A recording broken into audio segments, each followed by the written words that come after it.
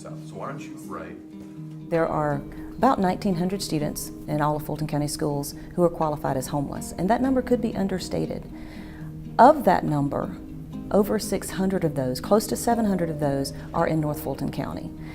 With the schools that are served by Star House, we have very high percentages of students that qualify for free and reduced lunch. Here at Esther Jackson Elementary School, 70% of the students qualify for free and reduced lunch. At Mimosa Elementary School, which is another one of the schools that is served by Star House, 92% of the students qualify for free and reduced lunch. At Elkins Point Middle School, 45% of our students qualify for free and reduced lunch. And at Holcomb Bridge Middle School, 56% of our students qualify for free and reduced lunch. So we're very pleased that Star House can address the needs, the after-school needs of these at-risk students by helping them with homework, by giving them these opportunities, because these students don't necessarily have someone at home when they go home from school. If they go directly home from school, there's not necessarily someone there who can help with homework or provide them the support that they need. But Star House provides that for about 270 students. But if you look at those numbers, if you look at the enrollment at those schools and those percentages of free and reduced lunch, there are over 2,000 students just in those 4 schools that qualify for free and reduced lunch who could certainly use some additional support. And that's just those 4 schools. If we could branch this out and go into more of our schools and meet the needs of more students, it would be tremendous in this community. Star House is like the village you all heard about when you were a kid. You know how the whole famous quote goes, it takes a village to raise a child. Well, Star House is like that village, if you put it like that.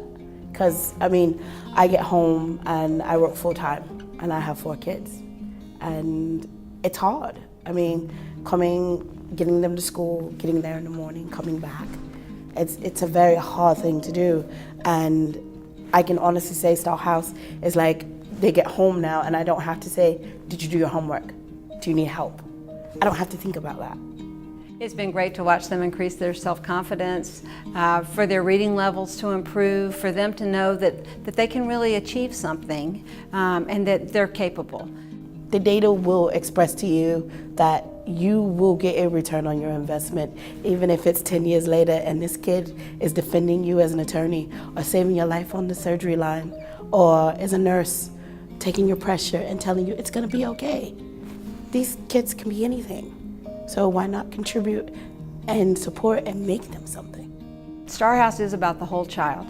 They need somebody who they can count on, and they can count on us. So Star House isn't just an academic after-school program for children. It's really it's a family program, it's a child program.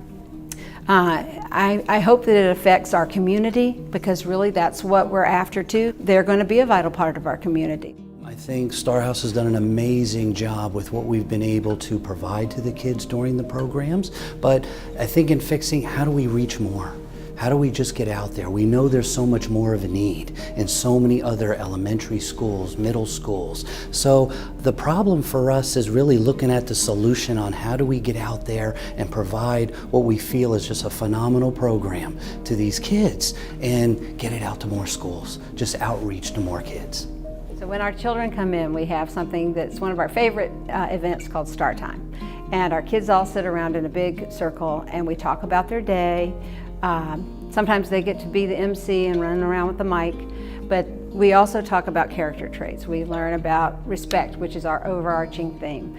We talk about integrity, we talk about perseverance, and the kids know all of those words from kindergarten to 5th grade, but we want them to apply them to their lives. And sometimes we role model and play, and they love doing all that. So those are the components where we build into kids and hopefully encourage their character.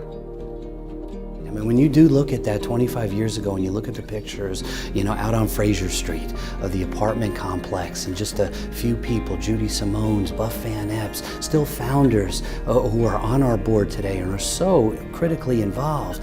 Just taking a small amount of kids and just working with them on homework, getting them activities and whatever, grown to where we are now in the 4 schools and over 270 kids right now.